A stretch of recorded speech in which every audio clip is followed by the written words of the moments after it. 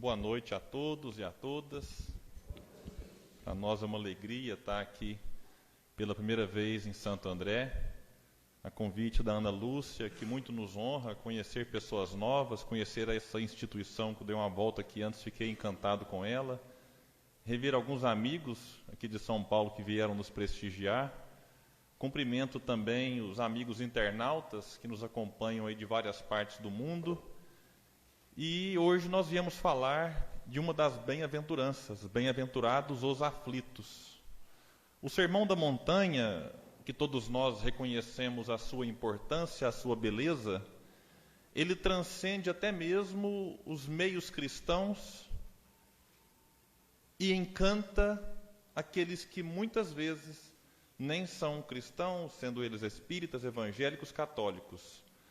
Gandhi, por exemplo, chegou a dizer que se toda a literatura do Ocidente se perdesse, restasse somente o Sermão da Montanha, nada estaria perdido. Quer dizer que tudo o que há de mais belo e de mais importante está no Sermão da Montanha. E dentro do Sermão da Montanha nós temos as bem-aventuranças. Quase todas as bem-aventuranças a gente lê e fica contente, inspirado a atender aquele convite de Jesus e tentar caminhar naquele sentido.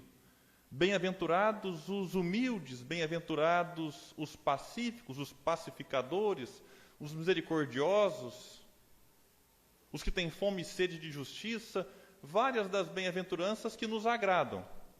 Mas tem duas em especial que a gente olha e fala assim: Jesus podia ter aliviado. Bem-aventurados os perseguidos pela justiça, perseguidos por ser cristãos, que é a última, fechando as bem-aventuranças. Quem quer ser feliz ao ser perseguido justamente por defender as ideias de Jesus, por ser justo, por ser correto, por amar? Mas é interessante.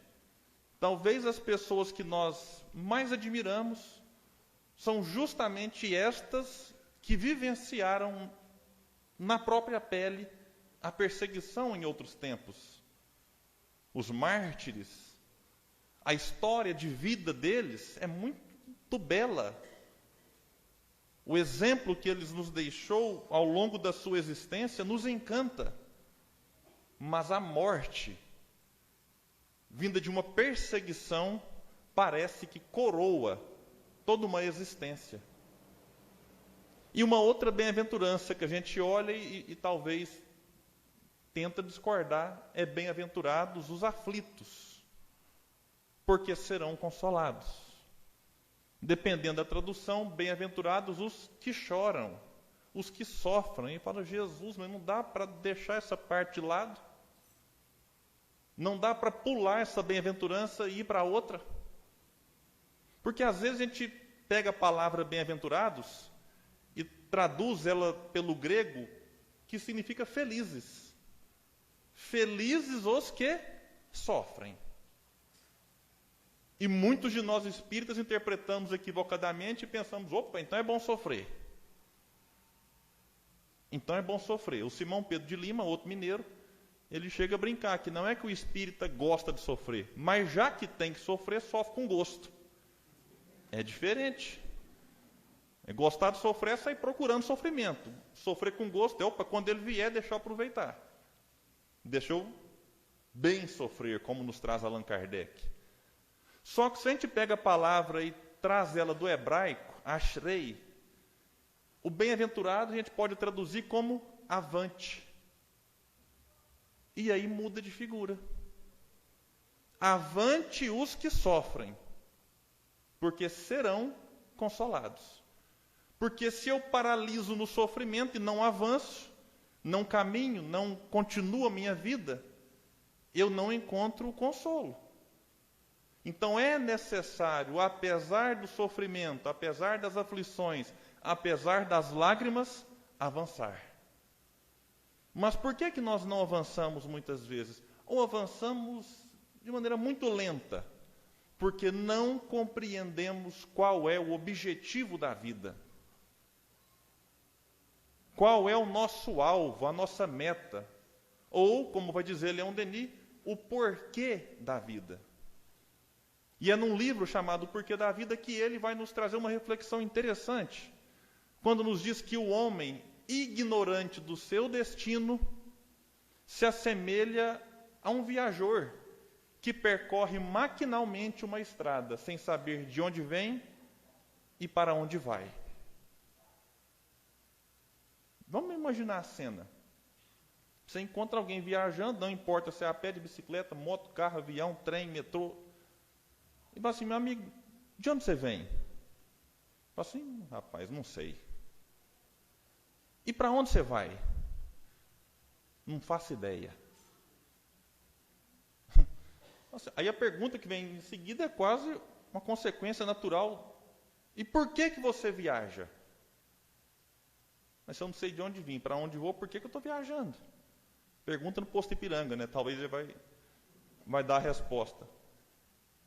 E Leon Denis complementa que não ter a resposta para a partida e para a chegada faz com que o viajante, diante do menor obstáculo, desista de viajar. Na vida é assim. Se eu não sei de onde vim, para onde eu vou, e por que eu viajo? Não sei a resposta. Muita gente acha que se matar é deixar de viver. E aniquila com o próprio corpo, continuando vivo.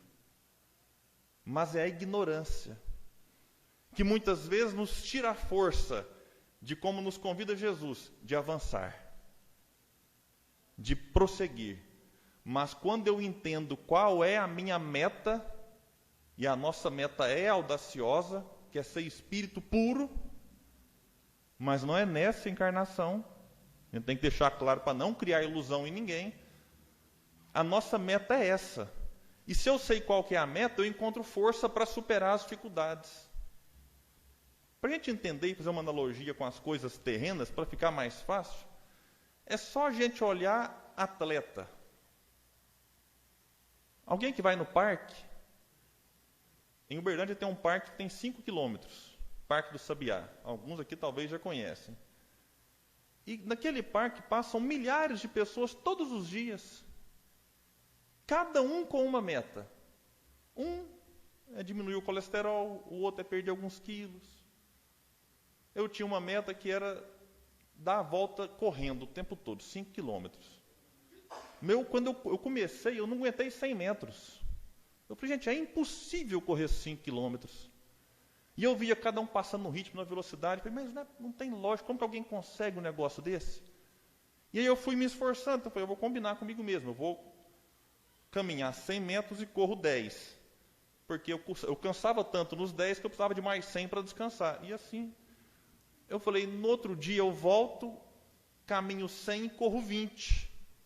E fui ampliando a corrida, diminuindo a caminhada, até que um dia dei a volta completa.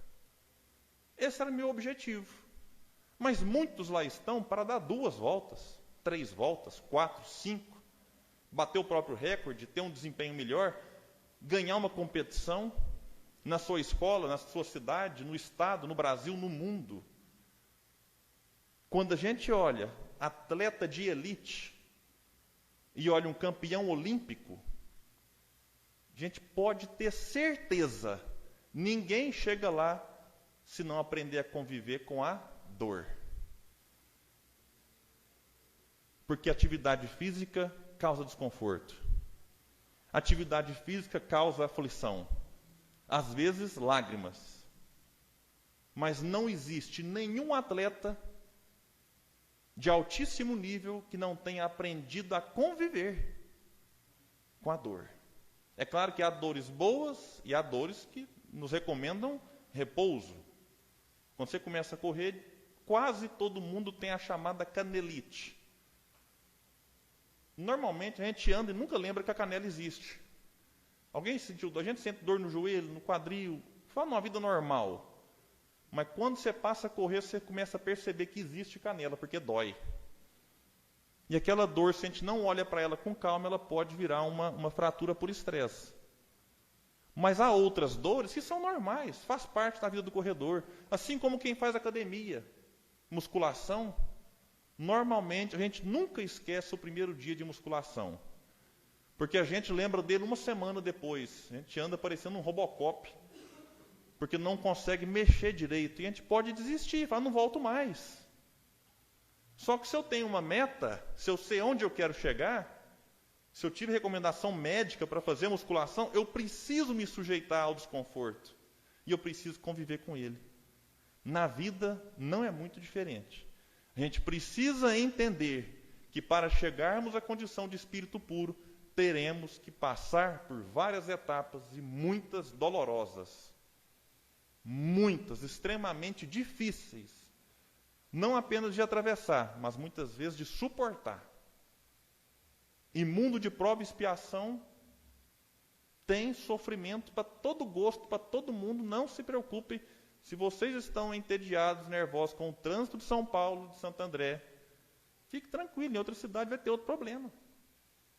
Eu sei que quem está aqui evolui mais por causa do trânsito. Eu errei a entrada da cidade hoje, foi uma maravilha. Você tem que ver Tietê, Pinheiros, Bandeirante. Que bênção, né? Quando eu olhei no GPS, ele falou assim, 1h30. Eu falei, mas são só 30 quilômetros. Eu falei, deve estar errado. Como é que eu vou ficar 1h30 em 30 quilômetros? Aí ficou 1h40. Estava errado, realmente, era mais. Então, mas são problemas que a gente tem que aprender a conviver. Porque no trânsito eu posso matar, eu posso ser assassinado. E eu vi hoje que o trânsito de São Paulo, apesar de tudo que a gente vivencia nele, é extremamente solidário. Porque eu tive que pedir licença um monte de vezes. Eu posso entrar aqui, né? Porque a gente vem de Minas, você não está acostumado com esse negócio de dar seta e entra, né? A gente fica esperando, pode. A gente fica esperando a resposta, a pessoa nem olhar, fala, eu vou ter que entrar sem retorno, né? E entrava às vezes, não, e ele deixava, e de repente eu deixava o outro, solidariedade no trânsito.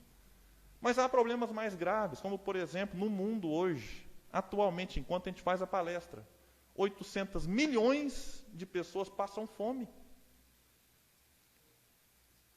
800 milhões de pessoas, e não é porque falta comida, porque o mundo produz toda a comida necessária para alimentar todo mundo. Há estudos que apontam que o que nós desperdiçamos, não é o que nós comemos em excesso, não, é o que nós jogamos fora, daria para acabar com a fome do planeta. Mais de 2 bilhões de pessoas não têm acesso à água potável. 8 milhões de pessoas desencarnam todos os anos por causa do cigarro. Se a gente multiplica isso por 100, no século nós teríamos quase 1 bilhão de pessoas desencarnando por causa do cigarro. Então, quanto sofrimento, preconceito, racismo, homofobia, aflições, as mais variadas. Algumas cuja origem está na encarnação passada, ou em 2 encarnações, 3, 4, que a gente vai trazendo, porque nós somos um livro, com muitas páginas já escritas, e é como se fôssemos um romance ambulante, a gente anda, é um romance que anda. E o que desenrola agora, às vezes, tem explicação antes do berço, mas às vezes o que nos acomete, que nos causa desconforto, tem origem nesta encarnação, como Kardec vai trabalhar no capítulo Bem-aventurados dos aflitos. Então, há aflições que foi dessa. A gente reencarnou e se complicou num dado momento. Pode? Desculpa a interrupção. Tem alguém aqui que tem um Siena 6447, está parado na porta de um vizinho e ele está precisando entrar para casa. Fica tranquilo. Então, tem aflições que a origem está nesta encarnação. E Emmanuel vai trazer uma página belíssima num livro chamado Aulas da Vida. E ele vai dizer o seguinte, o capítulo é intitulado Aflições Excedentes. Diz ele, diariamente batem às portas do além aqueles que abreviaram a cota do tempo que poderiam desfrutar na Terra, adquirindo problemas da desencarnação prematura. é que por toda parte transitam portadores de aflições excedentes, não satisfeitos com as responsabilidades que a existência lhes impõe, amontoam cargas de sofrimentos imaginários. É como se a gente falasse assim: ah, Jesus, o sofrimento está pouco, deixa eu criar outros aqui porque não estou satisfeito com os atuais. E a gente começa a criar problemas imaginários, ou seja, problema onde não existe.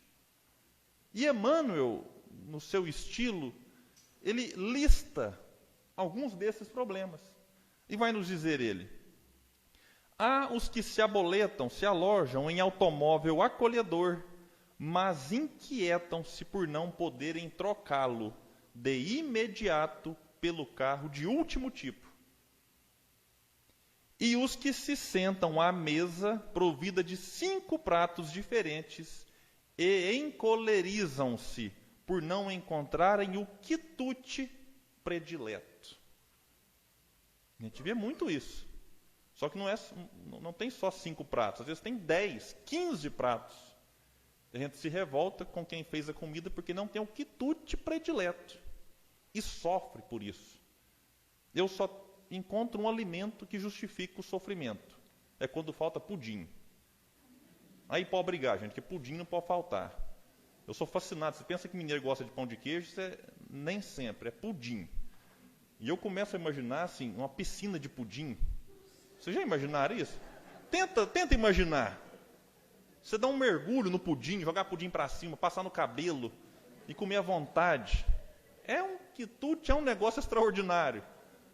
Então a gente às vezes briga por causa de coisas assim, problemas, aflições excedentes, não estavam programadas. Nós às vezes pelo apego material, por criar necessidades, criar falsas necessidades, a gente se aborrece porque não consegue satisfazer algo que a gente pensa que é essencial, quando na verdade é apenas um supérfluo. E Emmanuel continua: bem-aventurados os aflitos, felizes sim de todos os que carregam seus fardos com diligência e serenidade, mas estejamos convictos de que toda a aflição excedente complica o itinerário da vida e corre por nossa conta. Ah, Deus é injusto. Não. É lei de causa e efeito. E a lei do de repente não existe, ou quase nunca existe. Tem um livro que eu gosto muito, chamado A Força do Um, do André Trigueiro. Tem um capítulo que ele intitula assim: Será surpresa? E ele começa o capítulo dizendo: há certas situações, não são todas, há certas situações na vida que parecem surpreendentes, inesperadas, que acontecem de repente. Em boa parte dos casos, porém, o que nos causa surpresa tem por trás uma sucessão de eventos encadeados que não deveria justificar essa reação. É mais ou menos assim. Você vai lá, pega um grãozinho, uma sementinha, planta arroz. Aí você vai lá, ao longo do tempo, joga água no arroz, cuida, faz um cercadinho, e de repente nasce arroz. A gente fala assim: nossa, nasceu arroz. Eu achei que fosse nascer feijão. É a mesma coisa na vida. A gente vai cuidando de algo intimamente que não tem como dar outro resultado senão sofrimento. E quando acontece, é que a gente fala: nossa, fui surpreendido. Mas não deveria, porque a gente cultivou aquilo. O casamento, nossa, de repente o casamento acabou. Ah, mas o fulano falou alguma coisa, a Beltrana falou algo, e aí o copo transbordou. Muito bem, transbordou, porque ao longo do casamento foram colocadas várias gotas e, de repente, de maneira surpreendente, a última gota entrou e transbordou, trazendo, então, o término do relacionamento. Doenças. Nossa, eu fui diagnosticado, de repente, com uma doença. Mas às vezes o médico nos alertou 200 vezes. Muda o comportamento, pratique exercício, não se alimenta disso e daquilo, cuidado. E a gente ignora e vai cultivando a doença. Até que num dado momento, de repente, a doença aparece. Eu tive uma experiência que, às vezes, algumas coisas da vida, a gente acaba assimilando para o espírito. Há mais ou menos 2 semanas, o meu telefone passou desta para uma melhor. Vocês não acreditam o susto que eu levei. Eu estava trabalhando, conversando com um amigo no WhatsApp Web, de repente o WhatsApp Web caiu. Né, desconectou. Eu falei assim, vou ligar o telefone dele de novo, que ele reconecta, né? Normal, isso acontece todo dia, toda hora. Mas quando eu li meu telefone, não tinha mais vida. E aí eu falei, vou carregar, deve ter acabado a bateria, coloquei no carregador, nada de funcionar. Levei na assistência, a notícia veio. Infelizmente, seu telefone estragou a placa e não tem conserto. E aquele susto, eu fui parar para pensar, minha esposa me alertou, falou, mas você não devia ter assustado. Porque o seu telefone vem desencarnando aos poucos, já tem um tempo, né? Aí eu fui lembrar que realmente, há mais ou menos 1 ano, aliás, quando eu comprei o telefone, e eu acho que isso aconteceu com todo mundo, você não sai da loja sem a capa de proteção e a película. E se pudesse, colocaria uma grade, que é para proteger ao máximo, né, nível máximo de proteção. E foi assim. Até que, de repente, a capa de baixo foi forçando a película e ela foi soltando a pontinha, de repente soltou mais um pouco, criou uma bolha no meio, e eu pensei, essa película aqui não tem muita serventia, até porque a capa de baixo ela abraça um pouco para cima da tela, então mesmo que caia, não vai quebrar. Tirei a película. Pensei, nunca caiu? Né? Que falta faz uma película? E minha esposa, coloca outra. Eu falei, não, R$50 uma película é um abuso. Um pedacinho de plástico. E ficou sem. Sucesso. Até que, de repente, a capa transparente que a envolvia, ela foi ficando amarela. Por causa do tempo, o desgaste, o uso, e foi ficando feia. E foi rasgando dos lados, então já estava levantando a pontinha daqui, uma pontinha dali. E eu pensei, essa capa está estranha. Eu falei, eu vou tirar. E ela falou, sim, troca, compra outra. Eu falei, não, para que comprar outra? Uma capa original, R$150, e eu não admito o consumismo, né? Isso aqui é supérfluo. E ela falou assim, compra. Eu falei, não, o telefone nunca caiu, por que comprar? Adivinha? 1 semana depois o telefone caiu. Caiu de chapa.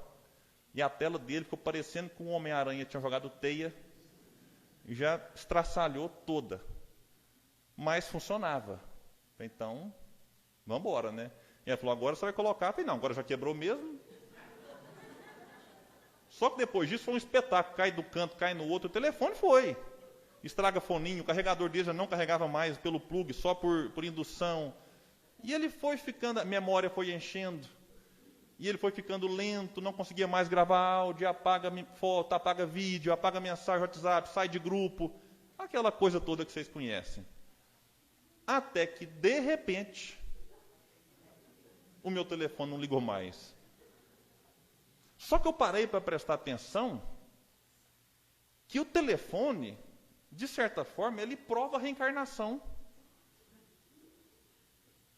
Primeira semelhança com nós humanos. A gente vai ficando lento com o passar do tempo, vai perdendo memória, vai ficando mais devagar, você vai machuca de um lado, cai, toma um tombo, e machuca daqui, quebra um negócio, quebra outro, e tira isso, tira aquilo. A gente vai desencarnando aos poucos. Aí às vezes você vai, faz uma terapia, alivia um pouco a memória, relaxa, e aí dá uma animada, mas daqui a pouco vai capengando de novo. Capengando é um termo que vocês conhecem aqui, que às vezes a gente fala o mineirês e vocês não entendem. E vai ficando devagar até que desencarna. Mas e depois? Desencarnou, acabou? O meu telefone, eu comprei outro. Está cheio de telinha aqui agora, viu, gente? E o que aconteceu? Bati lá eu não sei o nome que fala, então quando a gente não sabe o nome, fala trem. Mineiro é assim. Bati o nome no password, não sei o quê, senha. Em algumas horas, todo o meu arquivo do outro telefone estava onde? Novo. O que é isso? Reencarnação.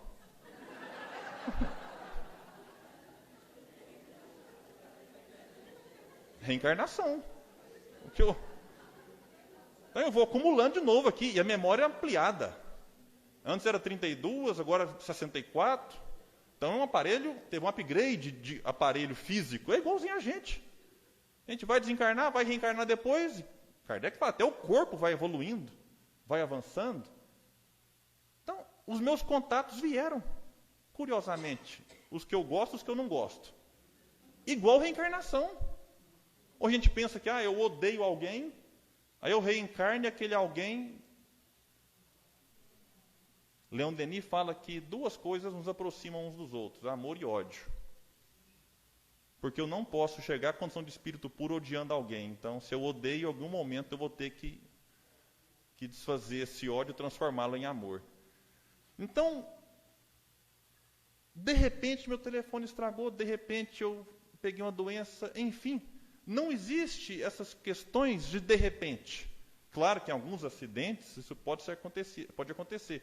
Mas, a maioria das vezes, aquilo que nos surpreende nada mais é do que algo que foi por nós cultivado ao longo do tempo e que o próprio Trigueiro vai dizer no final do capítulo que o susto pode ser a culminância de uma história que passou despercebida ou foi deliberadamente ignorada.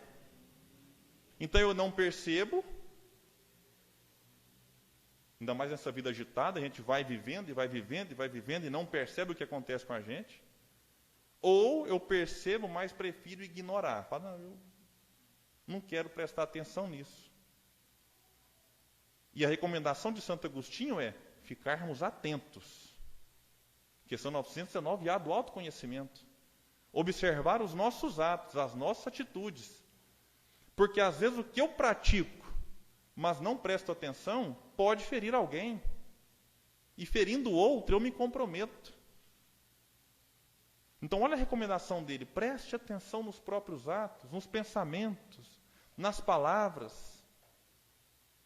Porque prestando atenção, eu tenho forças, eu tenho meios de corrigir, de aprimorar-me, de fazer aquilo que Kardec nos convida, que é a transformação moral. Mas como que eu vou me transformar se eu ignoro o problema que existe em mim? A dificuldade, a limitação, a fragilidade. Então é como se eu estivesse numa bicicleta, alguém chega e fala, William, sua bicicleta está com problema. Eu posso, obrigado, você me avisou e realmente está com problema. Ou eu posso falar assim, não, mentira, isso é inveja. E daqui a pouco aquele problema que o outro me alertou vai me dar um tombo ali na frente e eu vou machucar. Então na vida é assim. Muitas pessoas se aproximam da gente nos alertando. Olha, isso aqui não está legal. Eu posso admitir, ou posso dizer assim, não concordo. Santo Agostinho fala disso, inclusive diz ele que os nossos inimigos às vezes falam mais verdades porque eles não têm a intenção de nos agradar, como outros amigos têm. E os amigos, com medo de nos magoar, eles relativizam problemas que lá na frente pode nos causar algum susto. Então, olha a importância da gente observar os problemas, da gente detectar para corrigir. Porque, repito, se eu não aceito, como é que eu vou me melhorar? O primeiro passo para que corrijamos algo é aceitar. Por isso o Chico falava que o primeiro passo para o progresso é a aceitação. A aceitação, dizia ele, é 50% do problema resolvido. Porque se eu não aceito, eu fecho portas, inclusive para a ajuda que vem de fora, ou para a ajuda que eu movimento através das próprias potências da alma. E aí, então, a gente precisa dizer o seguinte: sofrimento gera progresso? Não. O sofrimento não. Mas como eu reajo ao sofrimento, sim. Então não é quanto eu sofro, mas como eu sofro. Não é a quantidade de lágrimas que eu derramei, mas a qualidade de sentimento que eu coloquei em cada uma delas. Porque às vezes a gente pensa que o sofrimento, que muitas vezes vem preencher quase que uma carência, um vazio, ele por si só resolve. E nessa condição nós nos colocamos como coitadinhos, exigindo dos outros piedade, dó. Ah, nossa, coitado, como fulano sofre. E às vezes se vangloria disso. Tem pessoas, meus amigos, que elas... A recomendação, eu até dou uma dica. Se você sabe que alguém já é muito pessimista, que só reclama, não pergunte como ela está. Já passe para o outro tópico já, porque senão... Você pergunta, bom dia, como é que você está? Ela vai falar assim, você senta aí. Acabou, amanhã ficou ali. E André Luiz, no livro Nosso Lar, ele tem esse comportamento, que é o da queixa sem proveito. E está lá no capítulo 6. Clarencio chega e fala para ele assim, como vai? Melhorzinho? E aí André Luiz diz o seguinte, não posso negar que esteja melhor. Entretanto, sofro intensamente. Agora que posso concatenar ideias, creio que a dor me aniquilou todas as forças disponíveis. E ele fica 1,5 páginas do livro reclamando. E o Clarencio ouvindo. Porque o Clarencio tem a paciência que nós muitas vezes não temos, né? E uma das queixas e preocupações de André Luiz era com os familiares. Ah, como estão meus filhos, minha filha e a esposa. Bom, chega um momento em que ele diz o seguinte, minha desventurada Zélia. Vocês lembram do filme, né? Quem não leu o livro deve lembrar do filme. Como é que estava a situação quando ele resolve visitar a família?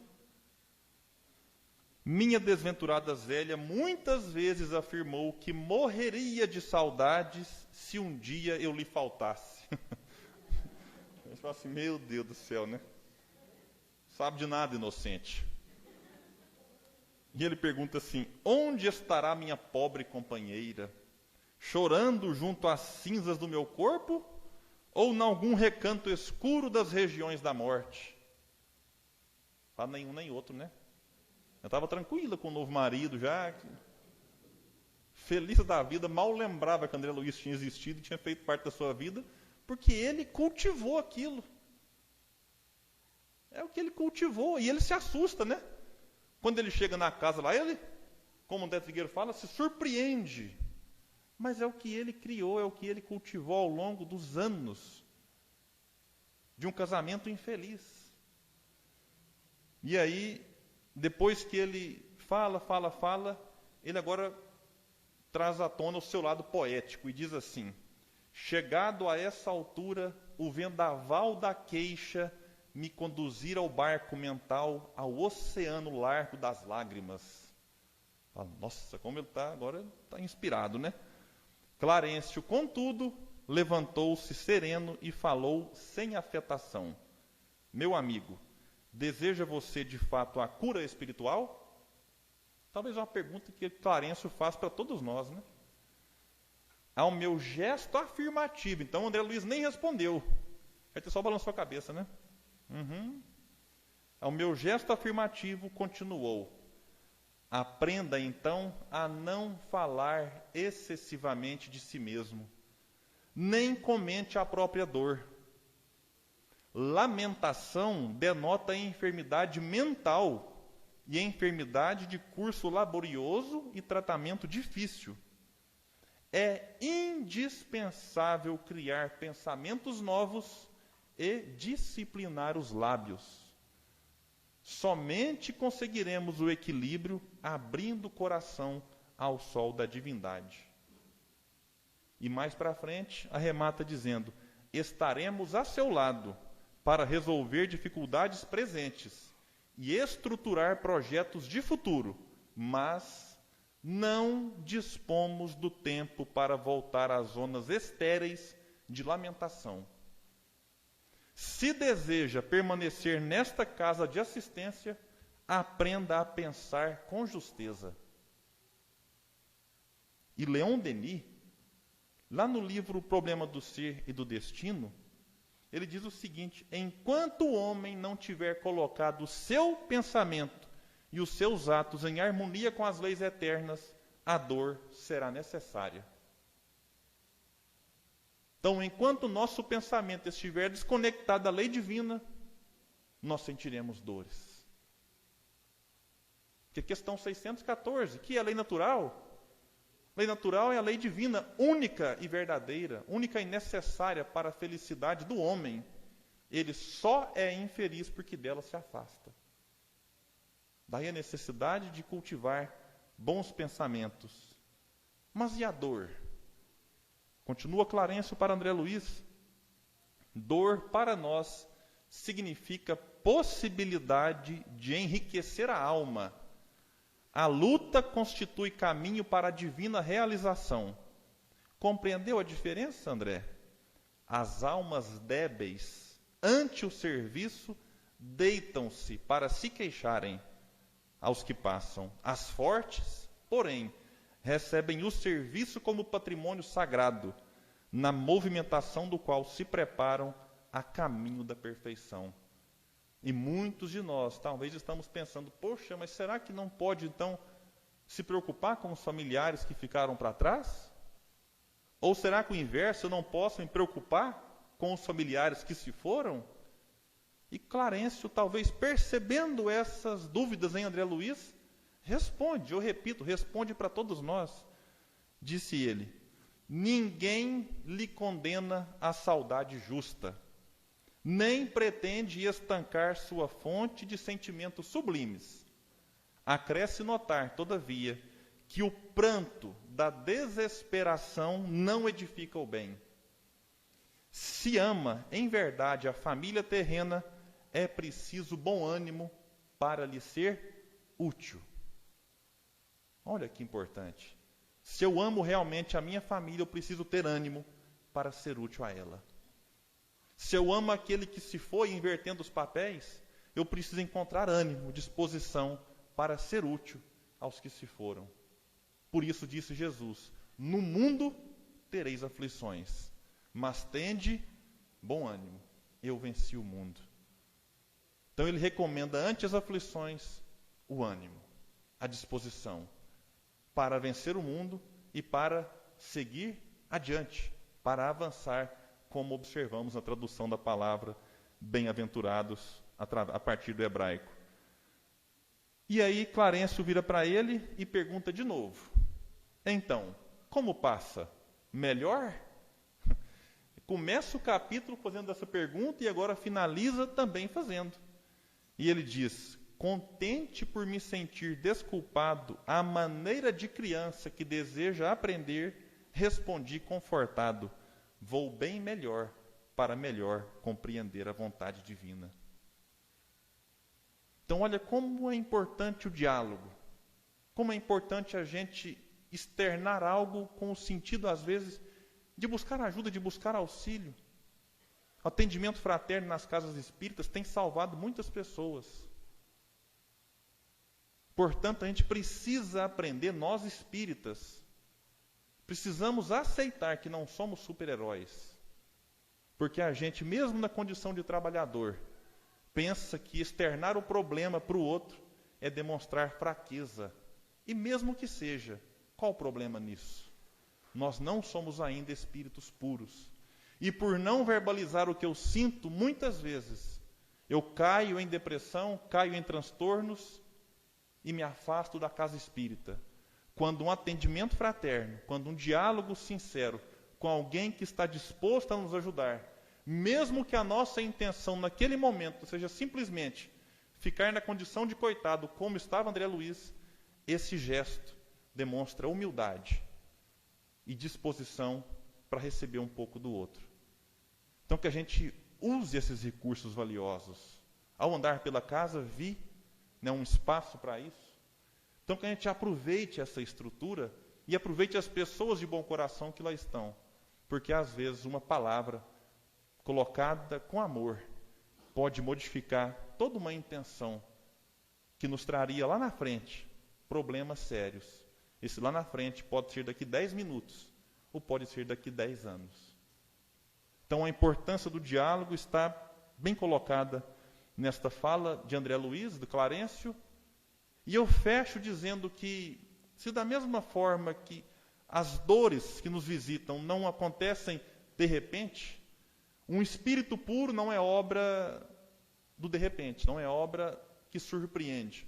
É uma construção lenta, gradativa, que acontece de maneira paulatina. É necessário aceitar, muitas vezes, as nossas fragilidades e a nossa velocidade, mas jamais desistir.